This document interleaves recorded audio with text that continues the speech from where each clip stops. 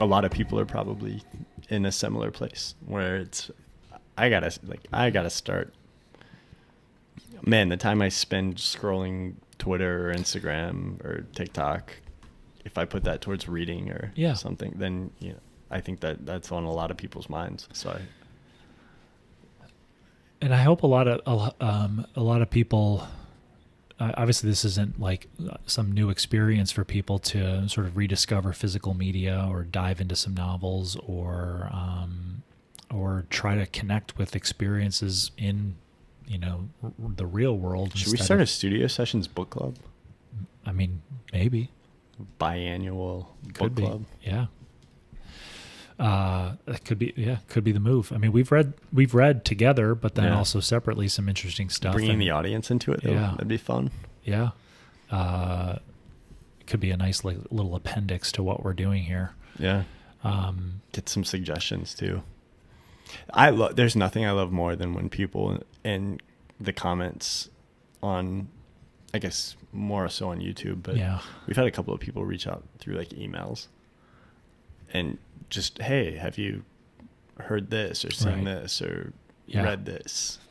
I mean, some of the better recommendations I've gotten have been from just comments. So, and that's, part of the excitement about sharing this with an audience is getting that feedback. It is, well, if you liked Updike or if you liked Hauntology and Technopoly, and not that Hauntology is the name of a book, but the subject of Hauntology and the book Technopoly, check out some of this stuff as well. Obviously, you've been a source of inspiration in my quest to remove myself as much as I can from the magic rectangle and its grip on me and the effects of dopamine and the tiny rectangle and all that. Yeah. Yes. And forgive me for overusing that term. I'm in love with my own little magic rectangle term, and I'm just going to fucking beat it to death because it to me, again, this goes back to what we were talking about earlier, the emotion. Every time I say that phrase, somebody listening might roll their eyes. You might even roll your eyes, but it immediately brings me to an emotional state of what it was to be, I don't want to say held captive, to sort of be entranced by it and what it can give me, and still gives me in certain instances, certain situations. And not that I want to break it down and destroy its role in my life. I just want to have a better awareness of it and figure out how I can bring other things back into my life, like listening to music on vinyl records, cassettes, having a movie on in the background that's on VHS. All this Updike stuff I've been consuming was through the Magic Rectangle. Like, there is good shit on there that I can watch that has a similar experience to reading a book. It's the stuff that isn't enriching me that I don't want to spend a lot of time on. I think you're hitting on an idea right now too, why a lot of people feel so romantic about the 90s or the late 90s, because it was almost a time where it was the last time the technology existed, right? But it wasn't ubiquitous. You had a very clear, like, okay, this is life, this is a tool. Yeah. And then we started to blur that line and get away from it. Yeah. And so I think, with physical media and things like, there's a lot of physical media where, I mean, I understand it to an extent, but I'm also like buying cassette tapes, other than just for like the fun of it, is a ridiculous thing. Yeah. Like, it is a form of media that degrades over time. And maybe that's part of the appeal. Yeah. The degradation, but it's like it is a optimal form of, you could get a Blu-ray and that thing is going to last for indefinitely. Right. I mean, you can still run into issues, and it's a perfect copy. Right. Whereas you can buy like a cassette and that thing is it has a shelf life. And maybe that is part of the attraction. I'm certain it is, but I think a lot of people are just like, man, this was the technology that was around at the time when we hadn't gone off the cliff yet into a complete, like, all-consuming, where the technology drove our lives, not our lives drove the direction of the technology. Well, it was what we've talked about previously, where I said, there was a point where I had the majority of my life that was spent in the real world, in physical space. And then there was a point where it transitioned where the bulk of my time was spent in digital space, cyberspace.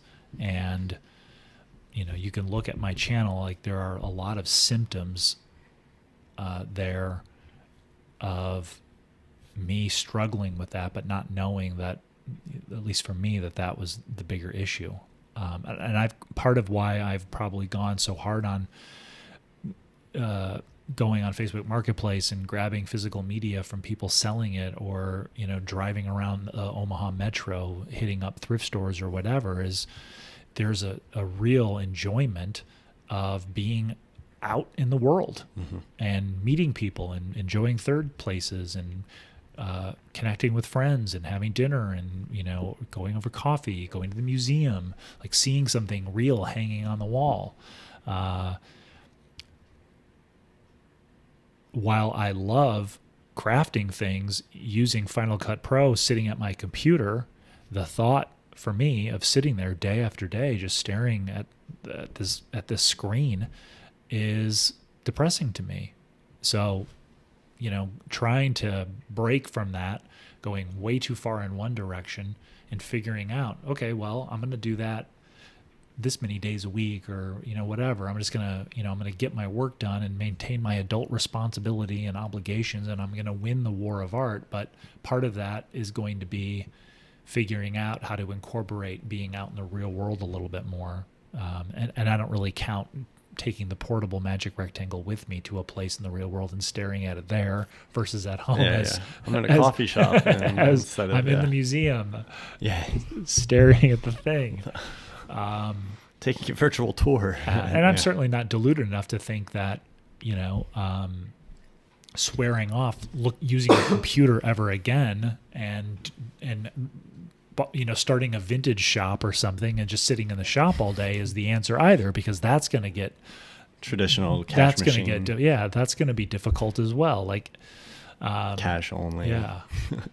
So you know, instead of like moving back and forth between all these extreme points, you know, how do you just borrow a little bit from all these different areas to find something in the vacillation, find something in the gradient, find something in that sort of nebulous space where you're getting a little bit of everything, but still making progress on what you have to do and what you want to do. You've got to implement your own, yourself, like with you deciding you wanted to read more.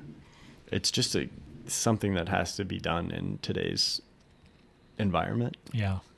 I constantly make the argument, I've made the argument on the show before, like we're living in the best time. Yeah. I think. Mm-hmm. We have, you know, you can get on a digital marketplace and buy a physical good from 1943. Yeah. And it'll be at your house in, you know, 2 to 4 days. Mm-hmm. It's incredible. Yeah. You can, you know, have an old TV and stream through the internet. Right. Anything you want.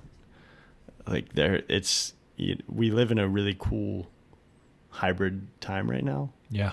Where the old is still available and the new is still coming at a very quick rate, but you've got to be able to, like, you can choose to just completely, you know, be consumed with an app or some kind of network or whatever, and let that eat your entire life. Yeah. Or, you know, you can choose to work.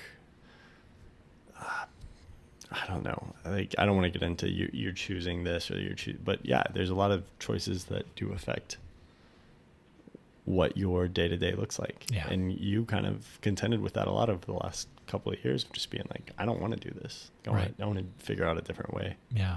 I just want to find more opportunities to touch on